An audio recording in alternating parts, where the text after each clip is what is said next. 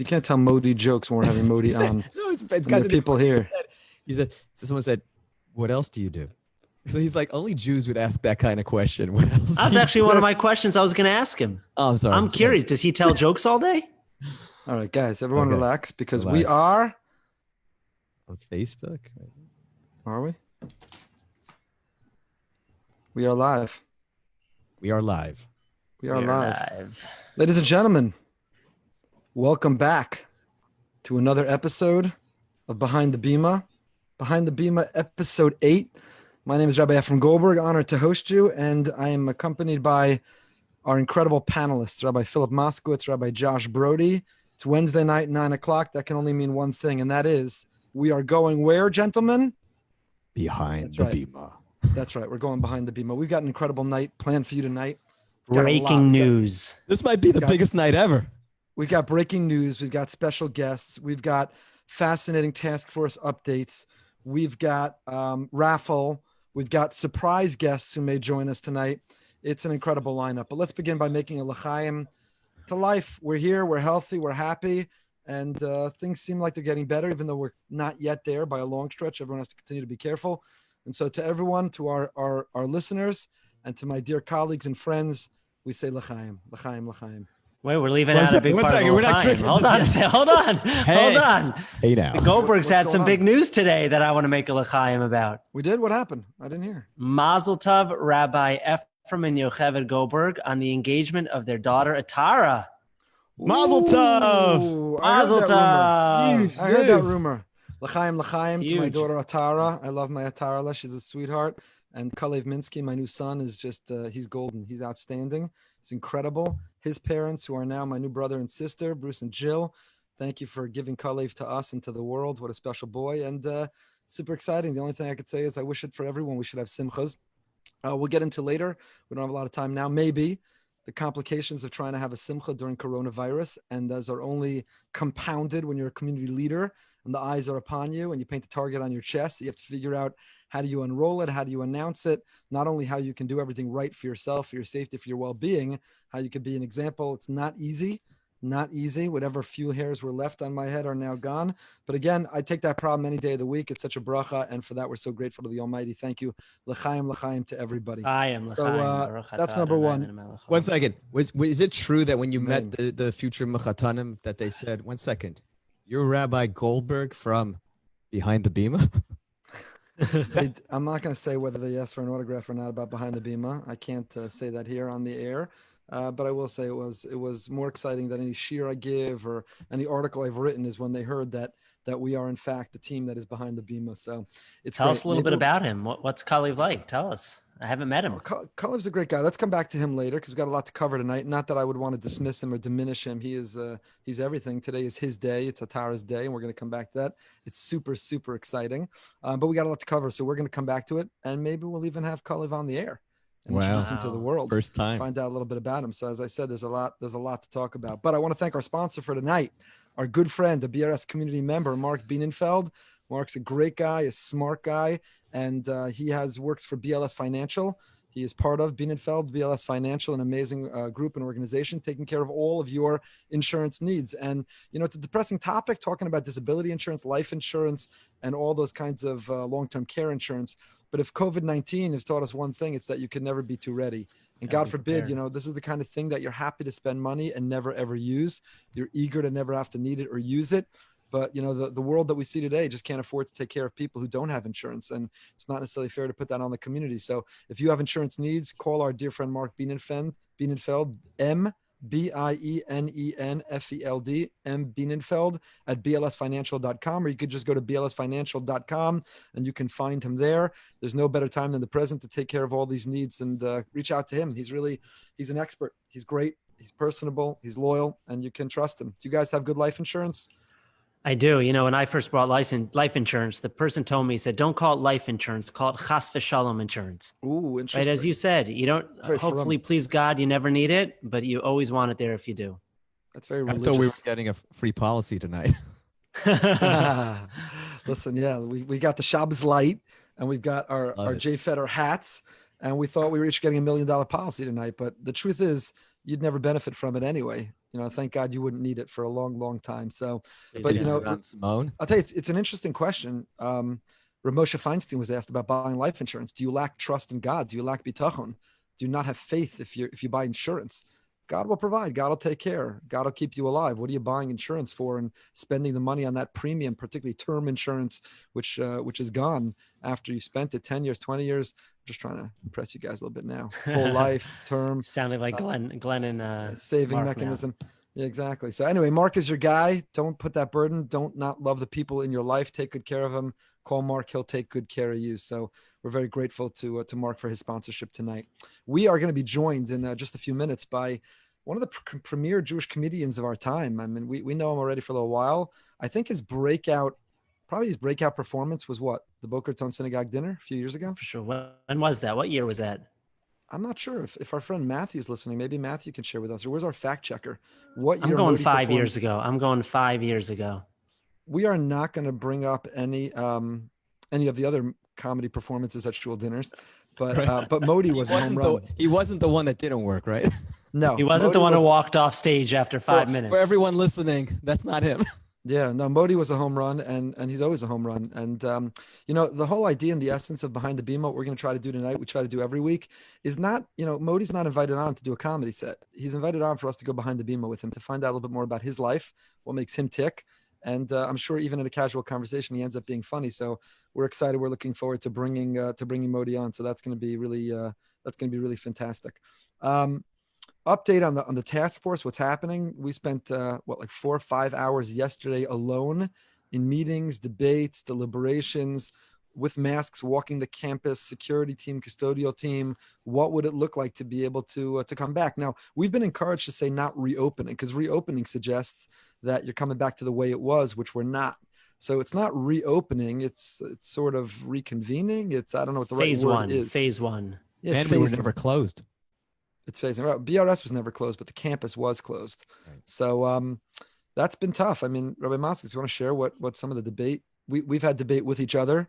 We've listened as we've debated ourselves in front of one another, but it's really complicated. Sometimes it's easier to be out there, the armchair quarterback, and kind of tell the leadership, this is what you should be doing, and here's the easy decision. But when you're behind that desk, or when you have to make that decision, it's a lot harder. And I see. Oh, thank you. Is that a joke? I see our dear friend Rabbi Gibber's watching. Rabbi Gibber's worked with us closely with all our other colleagues, and we schwitz this out. It's really, really tough figuring it out. So Rabbi Moskowitz, share with everybody, what are some of the things that we're trying to decide or weigh? What makes it so tough? Yes, I'll take people behind the beam a little bit. I think we've been working together 10 years now. I think we may have had our most vigorous debates over the last few days that we've had in 10 years. I mean, you and I were in a very healthy, respectful, obviously way, but we were really going back and forth. And part of the struggle is, you're balancing medicine, you're balancing religion, and you're balancing logistics. We're a very large shul. We have about 900 families. And when you open up for minyanim, even in a modified fashion, you got to figure out a way to get that many people into minyan, off campus, socially distanced, security blocking people from who aren't supposed to be there. And there's an enormous amount to go into it. So whether you open up with Shacharis, Mincha Marav, whether you just do Mincha Marav, whether you go into Shavuos, whether you don't go into Shavuos, Torah reading, not Torah, go into Torah reading, there are literally a myriad of issues, both logistically, parking lot, religiously, outside your car. Parking Whoa! lot. Whoa! Look who is here. He's about to hang up. Don't go. It's connecting to audio. First of all, I got to do the top button unbuttoned. I think I'm going that. What? Modi, can you hear us? I want you to know it was great having you, Modi. That's the best appearance we've ever had. Yeah, that was great. Is he here? Having some technical. Yeah. By the way, let's pretend that we're not so like. Maybe he was testing it. Maybe he was testing. He was teasing us. He's coming back. Quick cameo appearance by Modi. So yeah, big debate. So do you do the space distanced minyan in the parking lot, and people can only stand outside their car, every other spot empty? Do you find and designate empty areas on the campus? Who polices and monitors? Who's going to be the bad guy who chases them off? Do you do 13 to 65-year-olds? Only people saying Kaddish? I'll tell you, I was really moved very early on I was on a conference call that had Rav David Cohen, the Gvul Yavitz Shlita, a great posek associated with the Haredi world. And when someone said, well, we'll close off the women's section so we could fit more men, this was at the very beginning of it when we were still meeting inside. I just saw Jeffrey Kimmel joined on Facebook. I thought it was Jimmy Kimmel. I got really excited. I thought he was on from Jeffrey. I'm excited for you also, but I thought, Modi was bringing on the big guns too. So Rav David Cohen Shlita said, the women's tefillos, what's to say the Nashim Tzidkanios, that their heartfelt prayers are not holier and more effective than the men? And he said at the outset, God forbid that we would ever deny or deprive the women. Now, obviously, it's a different situation right now. So it's complicated. We're still figuring it out. This is moving in real time. I will tell you this, just as a little bit of a teaser, that at the end of our deliberations yesterday, we had a plan and we started executing it. And then we're tracking the numbers today, and it could be a little bit spike in our county, in Palm Beach County. So this is a game time decision. We're waiting until Friday, maybe Sunday, to analyze the data with the experts and figure out whether we are coming back. Monday is 2 weeks from phase 1 of Palm Beach, which is what the OU RCA guideline was. Technically, it meets that guideline. We'll see. Now, there are other shuls in South Florida that have announced that they're opening, right? That was Rabbi Broide. You just sent us an email from the shul in Bell Harbor. Have opened up. Yeah, the shul in Bell Harbor is about to open up for Shavuos. Right. Yeah, so there are. We'll see. The governor of New York made a big announcement today. You guys see that announcement? Shuls can open in New York. Said 10 people, religious activity. New York is not near where we are with the numbers. So, the problem is, and just to give some people some behind the Bima look at these kinds of questions is our fact checker has just joined. You just missed Modi. We're already missing one fact. Fact checker, what year was Modi at the BRS Shul dinner, his breakout performance that really launched his career to the next level? He'll find that out for us in the meantime. So yeah, one of the big deliberations is, do you rely on the government? Not that we distrust the government, but meaning, is the Jewish community standard the same as whatever the health department is? Do we say, we rely on and we follow the health department, or no, we have pikuach nefesh and we have different standards and we are following different levels of importance in terms of protecting life, and therefore we're not going to simply do what they do. And then there's a whole, what will the marketplace tolerate? So in Palm Beach County, Boca Raton, right today, what's today? Wednesday. Today, Wednesday. You could have played golf and tennis, gone to the mall, got your mani-pedi. Brody rumored to have mani-pedi every week, and then met someone for lunch. Restaurants can now have 50% seating capacity indoors. You could do all of that, and then but what? You can't stand on a street 8 feet apart from 9 other people to be able to say Kaddish if you're a mourner.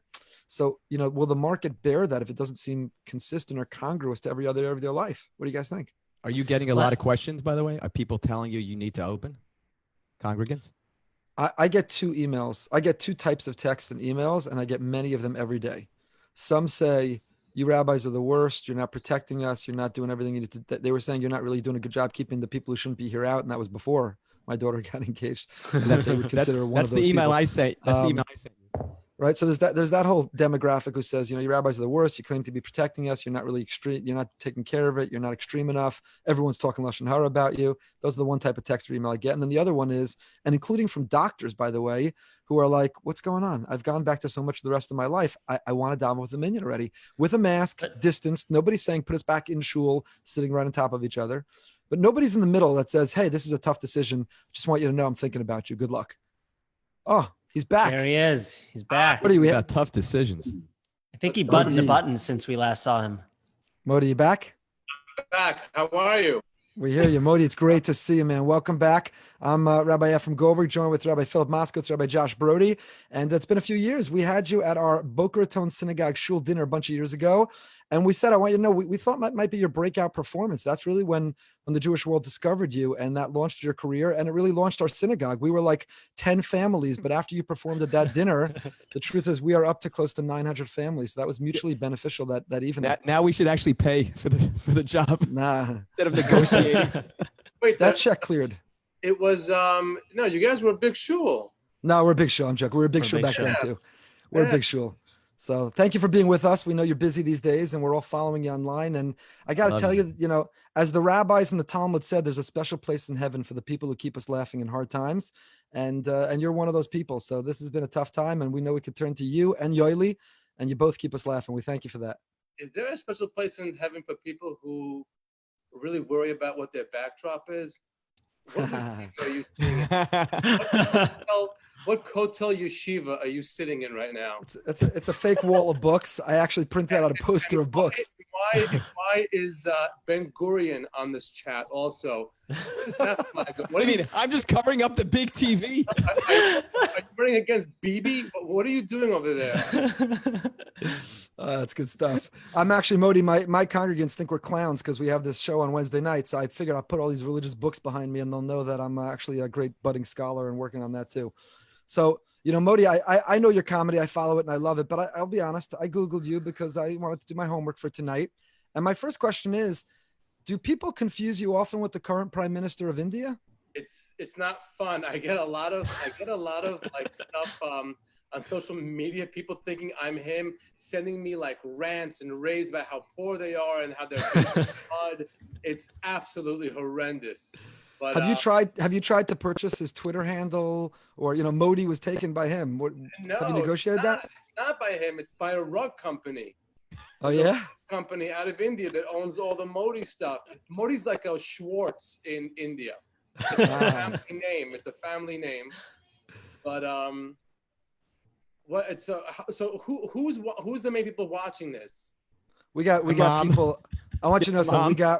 We got a big crowd right now on Zoom. We got a big crowd watching on Facebook. The show goes on YouTube, and by tomorrow, it's put up on Apple Podcasts, Stitcher, whatever people listen to podcasts on. It's published as a podcast. So this is actually our 8th episode, and it's probably the most popular thing that we've done. We got sponsors lined up for weeks and months ahead. People are really excited. Definitely more than any drusha we've ever given. Yes. But Modi, we're excited, and you've been lending your expertise and your comedy everywhere. We don't want you on to perform. We want you on to go behind the Bima to get to know you a little bit, because you see someone who's a performer and you get curious. You don't really know about them. So my first question for you is, how'd you come to Yoeli? Where did Yoeli come from? I know way back when you did the Going to Hollywood. And in fact, one of our great members, the great Jonathan Rackman, has a cameo. I think he did the casting for that video. Jonathan Rackman is the Saramashkim of the Boca Raton Synagogue community. He's our real expertise and a real pillar of our community. And he makes a big cameo in that. Yeah, he plays the cab driver or something, right? That's right. And, he was a part of, he helped. We were all in New York, and we came to LA. He helped us coordinate a whole bunch of things, and it was a one-day shoot. It was very simple and very fun, and we had a great time with him, and he's wonderful. Yeah, he's a good man. So how did you come to Yoeli? Is it in your background? Do you have family or Hasidic? Yoeli, for this, when the quarantine began, I'm home, and I'm watching. Well, I don't really watch the news. I haven't put the TV on yet, and I'm being completely honest with you. It's very frum. Or Fox, I catch a headline once in a while on the internet and just maybe follow up with it, but I don't put the TV on, so I don't listen to what's happening out there. But I saw all the really bad press that the Hasidic community got, and they're like, there's two sides of the story. I really felt bad for them, and I just was playing around with what Yoeli would say. And then the things happen with the keys, and the things happen with you can't touch your face, but you can fakrazal your payas. And so all those types of stuff, I just started doing videos about him. Right. What's he going through with the quarantine? And very neutral and fun and not hurting to any Hasidic community. That was the goal of Yoeli. But the reason Yoeli works, it's so compelling. And the reason it's hilarious is because it's so real. You sound so Hamish. So what's your background that you're able to really channel that? Is that as an actor you learned it? Is it part of your own background? Do you have family members? How does it come across so naturally for you? Having grown up Baptist, I've been around them. I perform in them. I performed in your shul, right? Where it's like you have some from people there, and if I remember right. Then you have the older people who they just like to be a part of a shul. Right. They haven't been bothered with the fact that the shul's been closed for a few months. Right. They're okay. You tell us when it's reopened, we'll find parking. And then what was I saying? The dinner, we had a big mix. We got the Sephardim, the Ashkenazim, the older, the younger. Right, but Yoeli. Yeah, but what brought me to that? Because I was asking your familiarity, the accent, the shtick, the Yoeli, the Yiddish. Right, so I perform in your shul, I perform in very, very Orthodox settings as well, and with very Orthodox people. Sometimes I'll do a show literally where it's like Rosh Yeshiva this and Mashgiach of that, and the head of Yeshiva of this, and the Goin Gadol Ador and Modi. Literally, that will be the ad, you know? So I'm in these circles a lot. I pick up the nuances. Yiddish I know from the house and my grandparents, even though it's a completely different Yiddish. It is a completely different Yiddish from what they speak. Right. And I just focused on learning the character, and you build the character in your head and you go with it. And that was what Yoeli was. So let me ask you a personal question, then I'll let my friends ask. But and you can feel free not to answer. But did you grow up Hasid? Did you have Hasid in your background? I know I didn't see you. My parents were Israeli. We grew up very traditional. I'm just able to absorb all these things. You do a great job. It's really compelling. I went to Lubavitch Yeshiva, so the Yiddish from Sichas and that kind of stuff. And but we didn't grow up like Yoeli. I gotcha. Do you get nervous before you perform when you see your name after Rosh Yeshiva, Mashgiach, Rosh Yeshiva, Gadol Ador, Modi?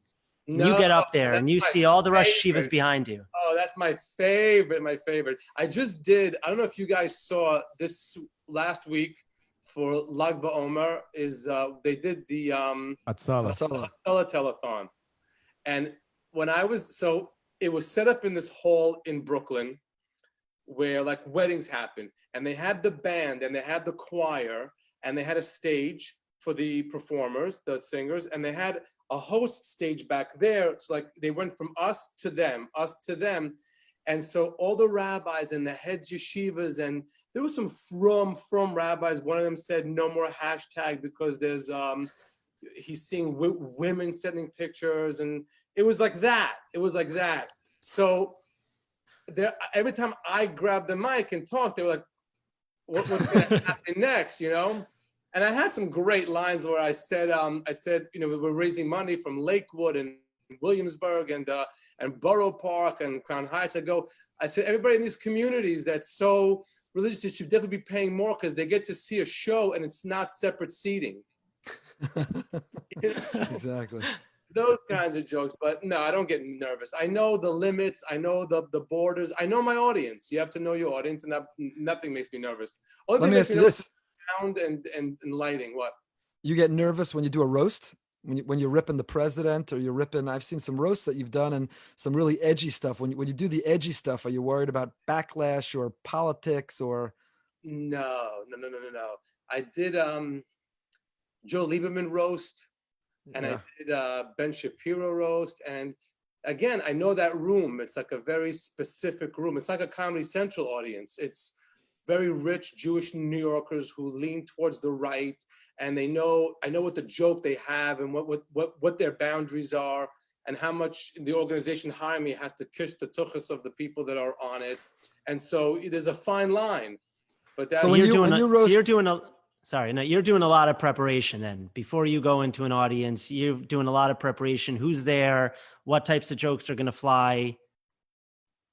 Well, for a roast, yes. For a show like in Boca, I look at the audience, I see what we have, and I work with it. I know, let me ask you this: when you roast Ben Shapiro, is it because you believe those jokes he made? Like, do you disdain Ben Shapiro, or does his politics drive you crazy? Or no, maybe even Ben Shapiro is compelling for you, but you're roasting him, so you got to go after the jugular. You got to go for the soft spot.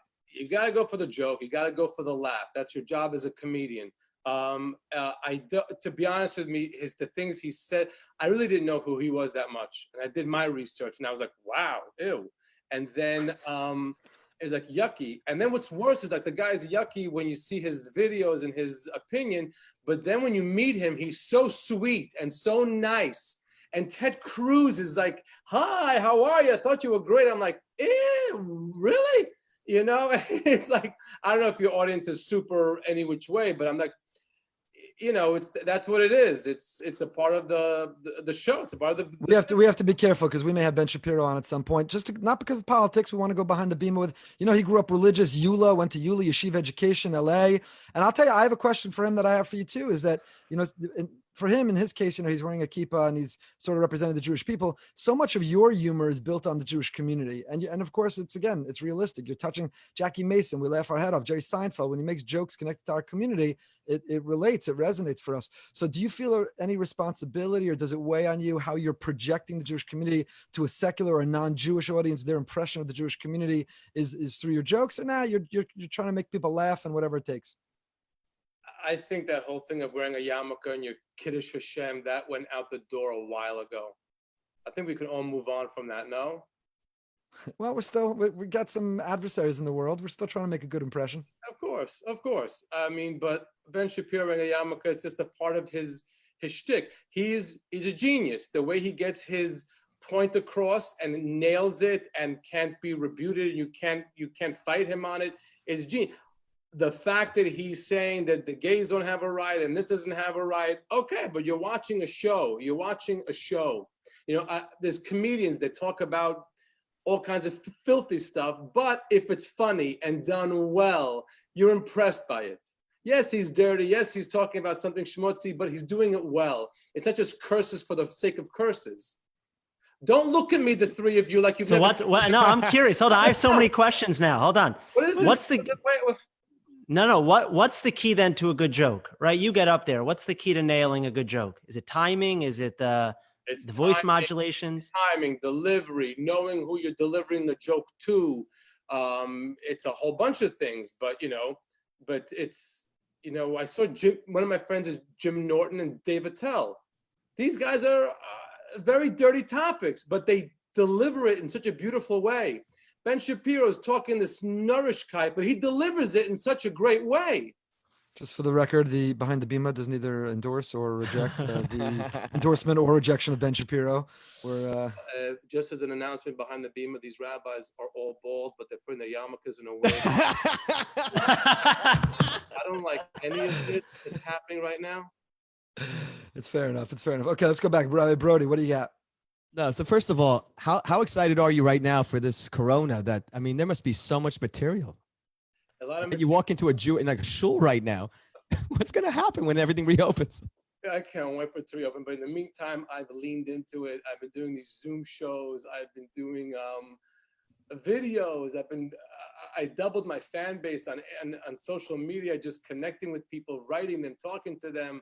It's been amazing. The Hatzalah thing was mind-blowing. It was absolutely mind-blowing. Do you understand that we had 48 different Hatzalah organizations?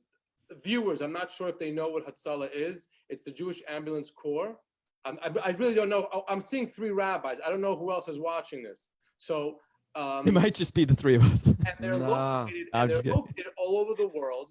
There's one in Boca, no? There's one in South Florida. Boca's a question. They want to open it. Whatever. And but Australia, Zurich, Geneva, New York, LA, and they all came together for the first time. They never do. Each Hatzalah is its own organization, but this thing came together with a Sefer Torah. They inaugurated a Sefer Torah because the Baal Shem Tov said, one of the cures for a plague is to write a Sefer Torah. So they did one, it went so well, they did a second and combined it with this thing. And it was unbelievable. And let me show you, I was a rabbi today too. They asked me to do a video, like a serious video, to wrap up a week later after the Hatzalah thing. And they asked me something, what happened, what do you think? And I came up, no, believe me, I could have been a rabbi. I would have been amazing. And the building would be under my name. I promise you. I don't know how you guys are working, but the building would be under my name. No one's laughing, by the way. Audience still can be, by the way. It still can be. I had $6 million. I said it was the Unity. It was called the Unity Project of all these Hatzalahs and all these Jews coming together. And I said how important it is for unity. And our enemies teach us the most. Our enemy said, "Yeshno am echad mefuzar umefurad ben amim." Right? The rabbis are like, wait, somebody hurry up. Where's that from? Where's that from? Google. Megillah Esther. So the Megillah Esther, and it's like there's one nation, but we're separated all over the place. And all of a sudden we came together to fight this It's really to fight the disease that ravaged the Jewish communities, Beautiful. especially in the New York area. But so that's a Dvar Torah. Did you ever believe they would raise? What? How much money did they raise at the end of that $15 million.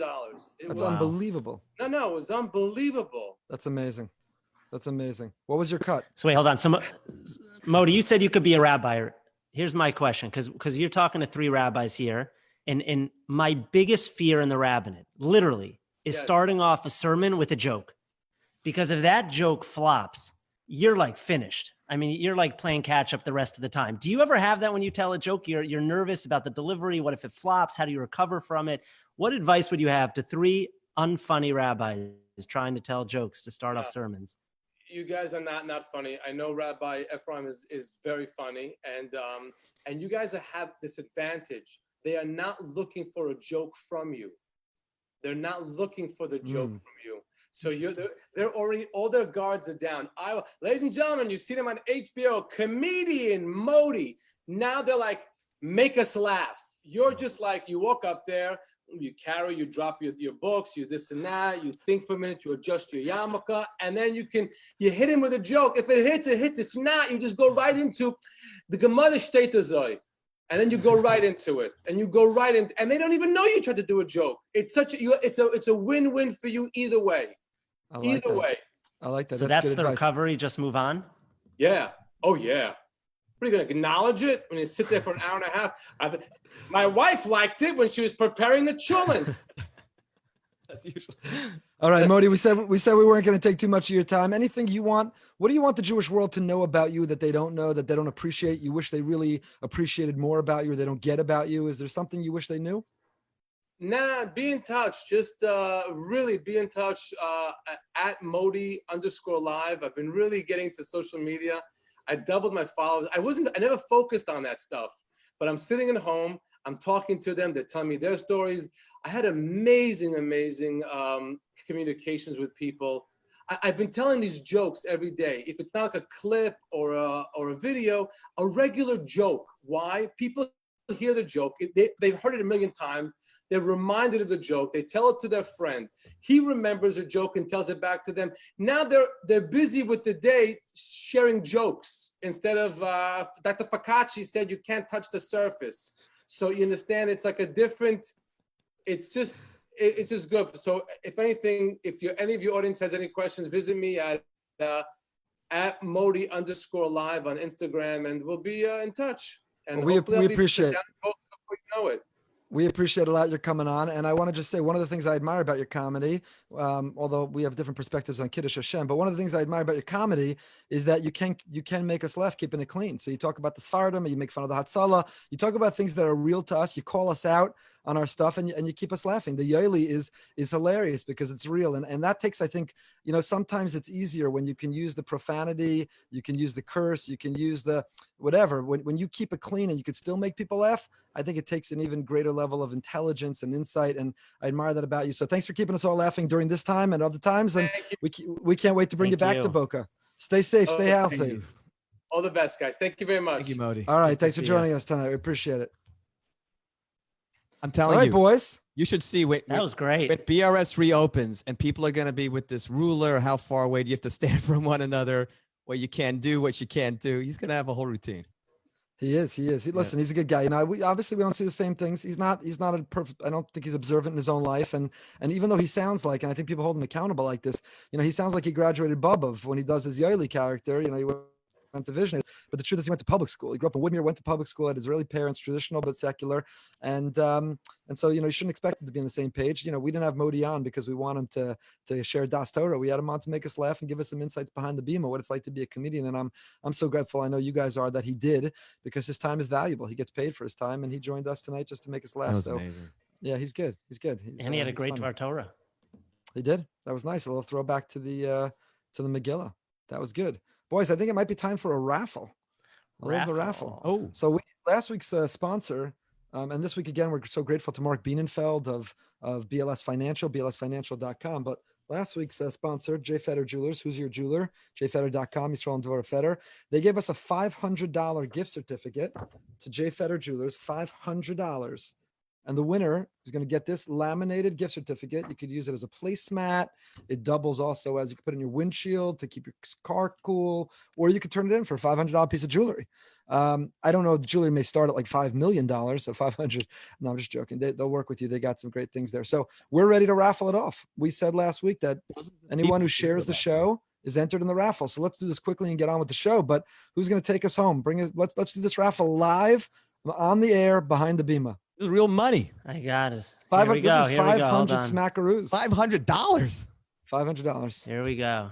You should see my screen right now. Here we go. Ready? The wheel Look of at your names. Who's the lucky winner? That wheel is spinning. How do you Wherever stop this it? lands? It just stops? Whoa! Minna Ringelheim.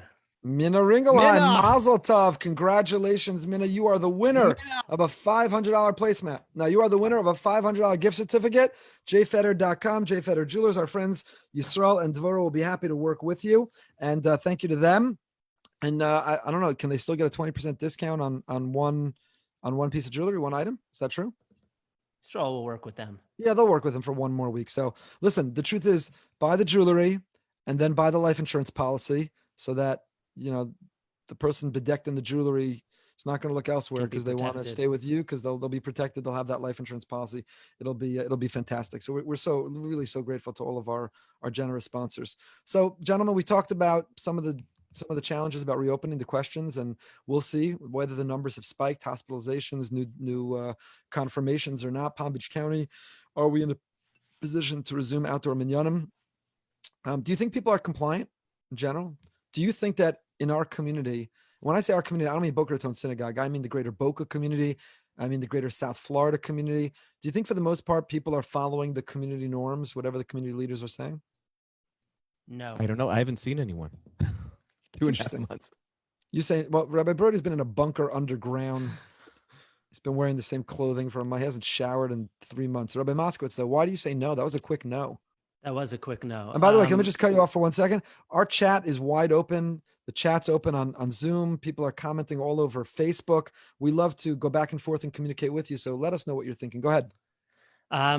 Based on what I see, I'm out walking, running a lot. I see a lot of people not socially distancing, a lot of families where the children are playing with each other within 6 feet apart.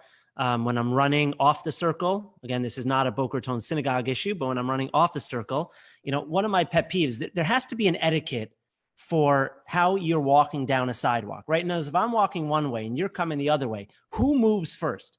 So my theory is if I have a stroller and you're walking, you have to move. If I'm running and you're walking, you have to move, right? If you're riding a bike and I'm walking, I have to move. There has to be an etiquette to that. But what I see out there is that people are not moving. If I'm coming at someone, they won't move.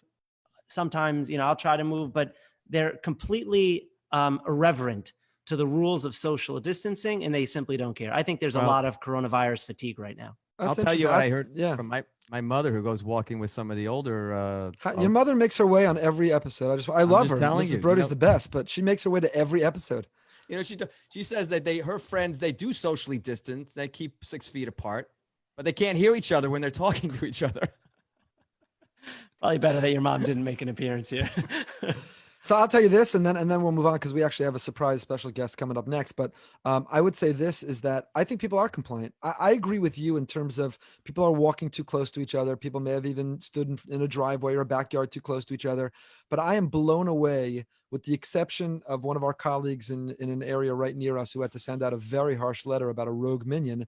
I haven't heard about rogue or breakaway minyanim. I found people to be extraordinarily compliant and respectful. So on the individual basis, I agree. I do think that there's some blurring of the line, but it's hard. I think people start 6 feet apart and then they naturally just gravitate towards each other. But in terms of the organized sense of rogue and organized minyanim, I think people have been extraordinarily compliant. And I want to thank the community for that. I'm impressed. I'm proud. And I think they've been good. So I agree with that 100%. But yeah, on an individual level, when your kids get involved and kids start hanging out with each other, it's a lot more difficult to police. Yeah, it is. All right, I've got people telling us enough with the corona. Nobody wants to talk about that. So we're going to move on from the sad to the happy things a little bit. And let's see if they listen to me in one moment, whether they're going to come on. But we may get some special. Are we doing that? Another l'chaim? Like, well, if they're coming on, I got to make another l'chaim to them. That's fair. Well, let's see what's happening. We're having some technical challenges here. I don't see them yet. Let's see. In the meantime, Rabbi Broide, what piano, guitar? You've uploaded every CD that you ever had. What's next for you? DVDs. I got everything up. I found a great DVD of Tara and Abigail when they were 2 years old. What? Speaking What? of What? Tara, Whoa! Whoa! There they are. Atara and Kalev. Welcome behind the Bima. Episode 8, sponsored by Mark Bienenfeld, BLS Financial. Atara and Kalev. First of all, Kalev. as if the day couldn't get any better for you guys. L'chaim. Yeah, l'chaim. Atara's too young to drink, but Kalev, l'chaim. Fine, guys. You know, some debate, Kalev, when you need to get life insurance. When you get married, once you have your first child. At what point is it irresponsible to go on without knowing that you can protect the people that you love? So now, Kalev, that you're engaged, now that it's official, now that it's formal, and Kalev, you can maybe share with the audience what it was like having to ask for permission to marry Atara. I didn't bring it up in that meeting, but I'll bring it up now in front of our whole audience. And Mikey, if you're listening, life insurance, it's important. It's important. But anyway, Mazel Tov, not for tonight. That's not the topic for tonight. Mazel Tov, guys, welcome. For advice? What? Did you ask Mikey for advice? Wasn't so helpful because he I don't think he had such a good experience. So, Mikey, I put through the ringer, and when it came to Kalev, you know, like you're all geared up, you're excited, you prepped. I thought about it, I made phone calls, and I am a total traditionalist. So I'm a believer. You got to come to the Father. You got to ask permission before you're gonna propose. And opposite, I've yet to ask my father-in-law for permission to marry Ariel. Wow, that's a Boston thing. You guys have no respect up there. So anyway, listen. Oh. So Mikey came to my office maybe an hour. Kalev, how long was our conversation? I think it was a good 5 minutes. Good 5 minutes. It was a good 5 minutes. By the way, we have somebody in the chat asking whether I asked permission. Absolutely. I asked permission from my esteemed father-in-law, the great Dr. Robert Brookstein, dermatologist in the 5 towns.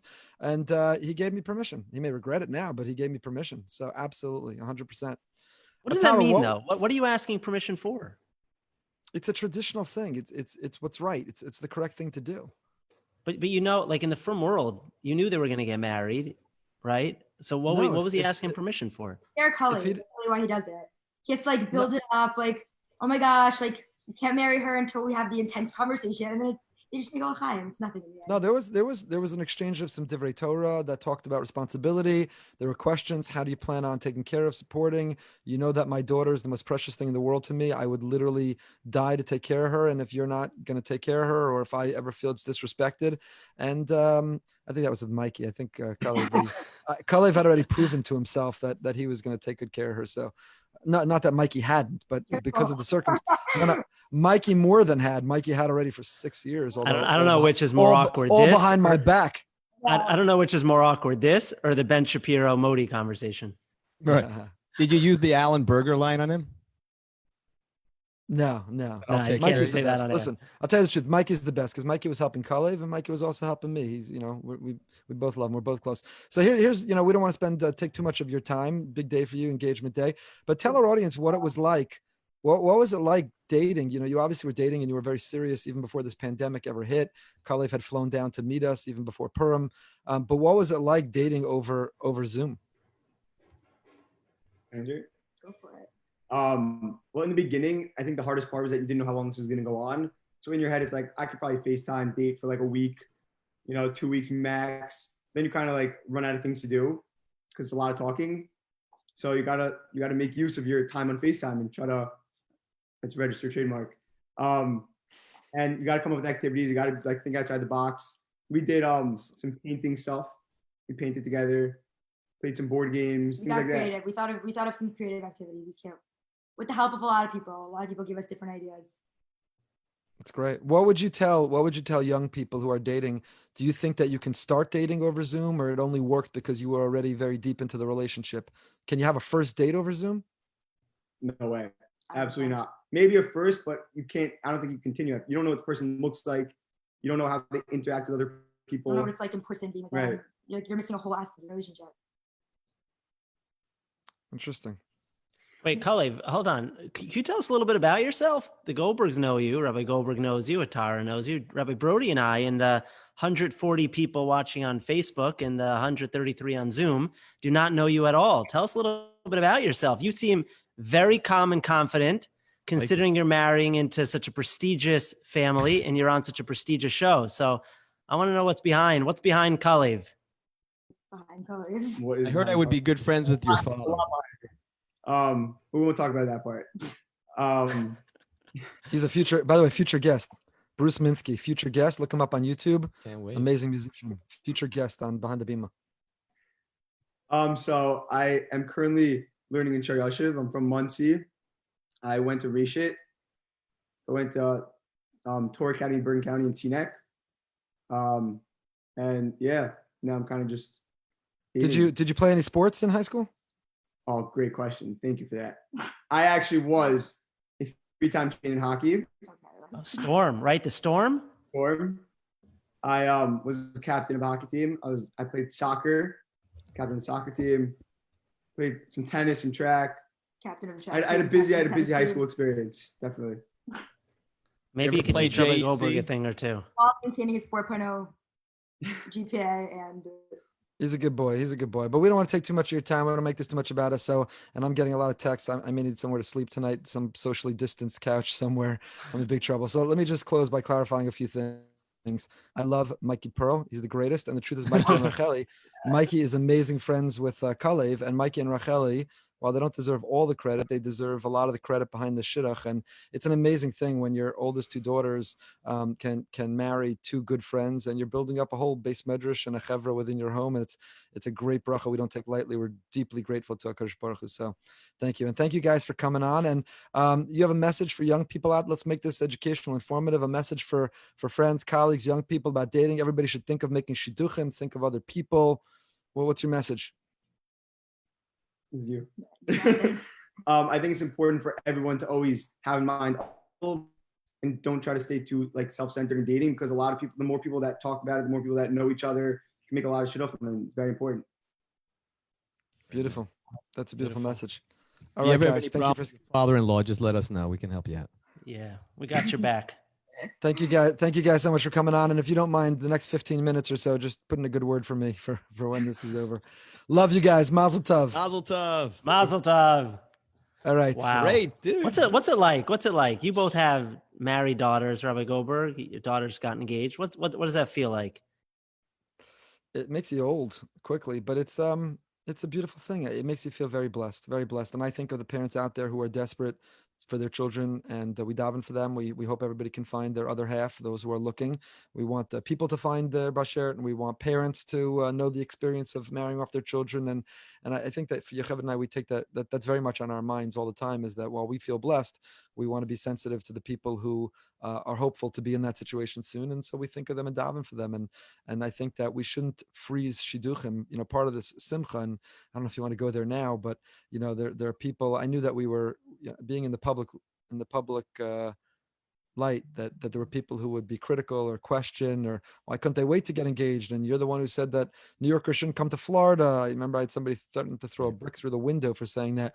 So what are you, hypocrite? People today already text, and the person actually wrote on Twitter, but don't worry, I reported them, that I'm a hypocrite. I tell everybody they can't come from New York, and then clearly they were dating. So there's nuance to it. And we did everything in consultation with some of the experts today.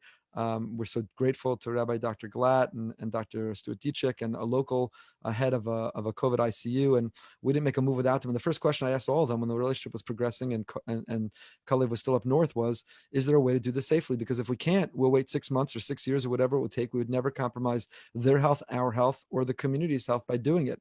And they were very adamant. Rabbi Willig feels very strongly that if a relationship's ready to progress and there's a healthy way to do it, life has to go on. People need simcha too, and that's not fair because it could damage and harm, and that's not fair. So obviously the key thing is there has to be a proper and healthy and a way to do it within guidelines, which we don't need to get into the details, that they all supported and they all oversaw and they all endorsed, and that's how it was all done. And it's just a crazy thing. If you would have asked me when my daughter got engaged, would I need to, in the Mazel Tov message, include a summary of how we did it and essentially a defense of our family, I would have told you you're insane. But that's part of the crazy upside down world we're living in. But even with people, that, there's still people that are going to be critical. And I just don't understand why they do that. I'm saying it's like your greatest day. You're so happy. It's your daughter gets engaged. And there's some people out there that are just like, they can't. Yeah, I'll tell you why. They don't Because give up. they say, because maybe their kids are in New York and they're desperate to see them, or they have a grandchild who's staying far away, or and you know what? I empathize. It's not easy, and maybe they look and they say, "Well, why was it good enough for you?" So the answer to that, by the way, may be that there are other extenuating circumstances in which you can follow guidelines that include quarantining and testing, and there are healthy ways, if you do it within the rules, to do it. So you know what we remain and we stay strong is that people. This is not a time to vacation in Florida. If you're coming down stam to vacation, this is not the time. If you're coming down to get away, you're coming down because there's a pool, you're coming down because you know someone who has a house, this is not the time. But if you're coming down, not just us, I've actually counseled other people about this. If there are extenuating circumstances and really timely circumstances, then there are ways to do it. And that's the nuance that we need the public and we need to live with, is that you can't look at everything in one big lump way. There's some nuance in it, and there are responsible ways to do it, and it's hard. So someone just posted the question that I was going to ask you. I'll modify it a little bit. You are obviously a very public personality, and sometimes your private life plays out in public, and there's a tension between the two of them. And you and I have discussed that ad nausea over the last week. What happens when there's a tension between those two? You want to give people a little bit of an insight into what it's like to live in a glass bowl, to raise a family in a glass bowl, to be in a situation where your private decisions have public communal impacts, and you have to weigh all of those factors back and forth with each other? You know, it's hard. And I don't want to make this about me. I really, last week we talked about our anniversary, and this week, Baruch Hashem, we have the simcha. I want to talk about you and really talk about our public. But so let's talk in the abstract, not the particular simcha. But yeah, it's definitely tough. And as Yocheved and I have had sleepless nights for the last couple of weeks trying to figure this out, even before the last couple of weeks, whether it was even possible. And the thing that we're asking ourselves is it fair to punish our family because of our public role? So if he can't come because nobody can come and there's no safe way to do it, then that's a reality everybody would have to contend with. But if I wasn't the rabbi and Yocheved wasn't the Rebbitzin and they weren't the rabbi's kids, and there was a safe way to do it, would we not hesitate? Then is it fair to hesitate to them now? And I know you ask that of yourself all the time also with your children, is there's amazing benefits. There are incredible benefits to being rabbi's children. They get opportunities and they get exposed to people, and there are amazing benefits. And I wouldn't trade it in, and I believe that my children wouldn't trade it in for anything in the world. But while there are benefits, there are also challenges to it, and it's something which is hard. How do you feel about it? Rabbi Broide, you want to take this one? Listen, I like to think that I just do what I believe is best for my family, but you do have to weigh what others are going to think. But at the end of the day, you do what's best, and that's it. Don't look back. I don't read those comments. When someone makes a comment, delete them. Delete the email, delete the comment, delete the friend. I don't need you on as a it's friend. Not always a comment. Critical. Like I noticed that when let's say I'm coming down from the Bima with my child, and someone comes over to my child and says, you sat so nicely, or weren't you so cute up there when you were jumping up and down on a chair? So I know that there's a little piece of my child that says, come on, does every Tom, Dick, and Harry in the shul need to comment about my behavior? So it is challenging for children to live their lives played out in the public sphere. But I agree with you. For me, one of the things that I try to do is always communicate that to my children, right? And as I always make it clear that the lines of communications are open, they can share with me what frustrates them. I'll try to explain it to them as much as I can. And one of the things I've learned from you is explain it to my children that there are enormous benefits and there are challenges that come along with it. And that's like everything in life. Exactly. But I think that's why it's our job, and I know all three of us try to do it, and we have the opportunities to do it, is whatever benefit. And I would ask the people listening to appreciate and understand that sometimes you see rabbis get certain opportunities other people don't have. So let's say we have members who have a boat and invite us to use their boat, maybe even have a private plane and give us a ride on their plane somewhere. We have members who give our children their sports tickets, their season tickets to a sporting event that they're not using. And people will say, oh, it's good to be the rabbi. It's good to be the rabbi's children. Look what you get. You got a free bottle of wine, or somebody sent you books, or you got to go to the sporting event. Shabbos light. And you got the Shabbos light, and you get a consult on $1 million life insurance policy with Mark Bienenfeld of blsfinancial.com. You get opportunities, and you know what the answer to them is? You're 1,000,000% right. There are those great opportunities, but do you know the price for those opportunities? It costs a lot more than what that season ticket would cost for our children, right? They've lost their parents a lot of time with us. They've lost privacy and certain boundaries. You and I both know there are people who show up. The other night, I was actually up and with my kid 1 a.m. and my phone rang. I was dealing with something. Your children, they share you, and they have to share parts of themselves, and they have to live with a lot of eyes on them. I've had periods where my kids didn't want to come to shul because they said, everyone else gets to go to shul and just daven. When I come to shul, I feel a lot of eyeballs on me. So, or drushes, we think that when we reference something from the family, it resonates. It makes us accessible to people. But, I've come home and had problems after that. So my point is that our children share us. Afternoon. Right? Yeah, they pay a big price for those privileges that they have, and the people who only see the rabbis' kids having privileges, but they don't see the price they pay, they're only seeing half the story. And this was a real example of that for us, was trying to look in the mirror, be honest with ourselves, and Rabbi Broide, like you said, live with ourselves in our decision, figure out what's right and what's the right way to do it. And it's not always easy. I hope people would just sympathize that it's not always easy. So part of this was, what do you do with your children? And then part of it is, how do you live with, right? So a couple of people made snide comments today, even on the day of our simcha, they had to get that text in and had to just give that zinger on the side. And I know they probably wrote to you guys even more offline from me. And I'll tell you, in this way, my skin's gotten thicker over the years.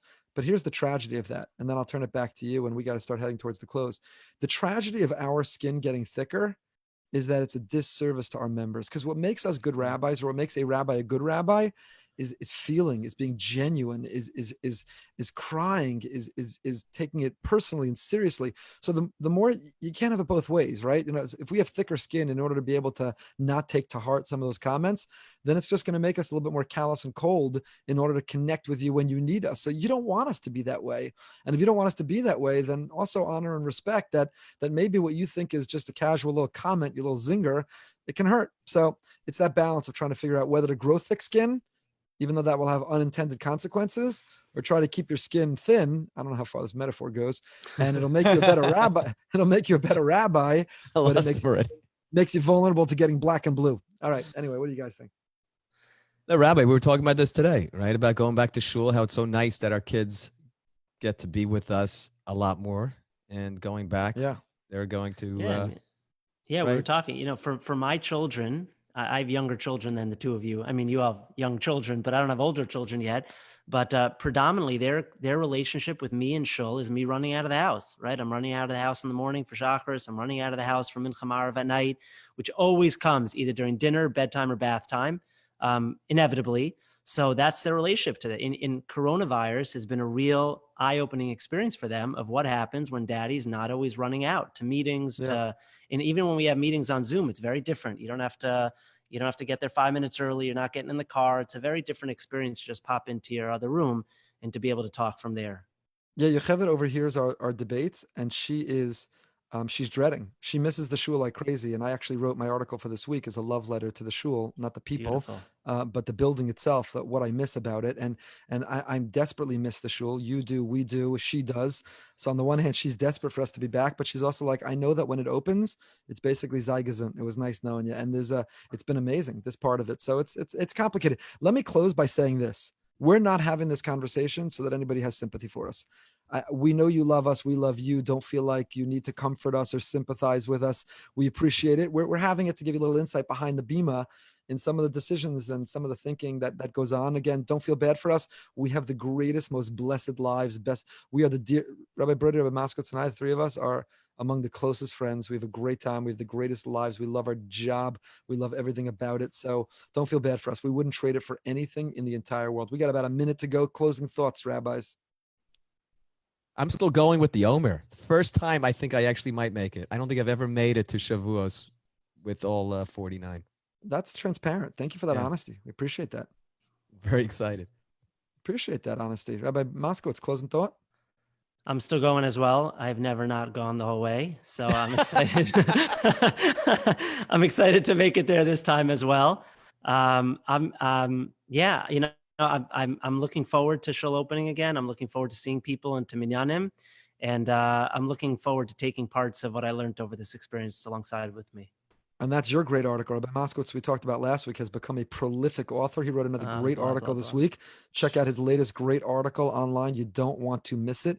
It's really fantastic, and it's worth checking it out and thinking about all this. I'll tell you this, Rabbi Moskowitz, have you missed having to make that bracha and remember what night of the Omer it is every night for shul? Every year. You want to go behind the bima? Let me tell our listeners something. If you're a rabbi, it's not the Rosh Hashanah drasha, it's not the Yom Kippur drasha, it's not Sukkot, getting hakafas right. The most stressful part of the rabbinate is getting the night of Sfiras Omer correct when you have to make the bracha in front of the entire shul. Hands down. Yeah, and a few times I've had to do it, and I go to like someone like Shimmy, and then I know there's a good chance whoever I ask, say, what was last night? What was last night? There's a good chance whoever I'm asking is going to totally play a joke on me. No, and then hold on. And then I know people are thinking, they said, look at your phone, right? Just look at, so the problem is you look at your phone and then you wonder, is that yesterday? Like, has it switched yet? Have we reached Shkia yet? People don't know. Switched? Trauma, panic, gastrointestinal challenge. You're looking at that phone, the whole show's quiet, they're waiting for you, and you're kind of like, Hayom Sheva B'Shloshim? And then when you don't get yelled at, you're like, phew. See if anyone's going to yell at you. I have not missed that at all, that part of it. But the sphere has been fine. Let's close again. Thank Mark Bienenfeld. Mark, you're the best. Thanks, BLS Financial. All your financial needs. There's no time like the present. Make sure that you're taking care of your family, life insurance policy, disability policy, long-term care policy, whatever you need, Mark can take care of you. Really, this is the time. If you enjoy our show, help us out. Because I'll tell you, we've got some exciting news. Last week, our last week was the first episode that's now a podcast. It's up on Apple Podcasts, on Stitcher, Spotify. You could listen to us on all the podcast players. Please, if you like it, if you enjoy it, rank it. Move it up the rankings. All you have to do is like it. Give it a positive rating. Share with all your friends. And share it. So it's great. Our friend Matthew's texting us. Matthew, wow. We love Matthew. Matthew's going to come back on. We should talk to Matthew about the loss of his pet this week. I know that was a big deal in his family. Maybe next week. No, not getting a lot of sympathy from me. Sorry. No, it's bad. It was harsh. Listen, Tova was very close with. But Matthew's reminding us, what's more stressful, counting the Omer or having to light the menorah and sing Haneros Halalu? No, Haner, that's a close one, by the way. Leading Haneros. We have a chazan for that, though. We have moved over to a kibbud of appointing a chazan haneros halalu. It's a new position in the Jewish people that has been created at the Boca Raton Synagogue from a lack of having a Masorah, a tradition of a good tune. Anyway, we've gone over our time. We've been promising to keep it an hour. Thank you, Mark Bienenfeld. Thank you, audience. Thank you, Modi, for joining us. Again, we don't endorse everything he said, but we do appreciate his being on and his great sense of humor and keeping us all laughing.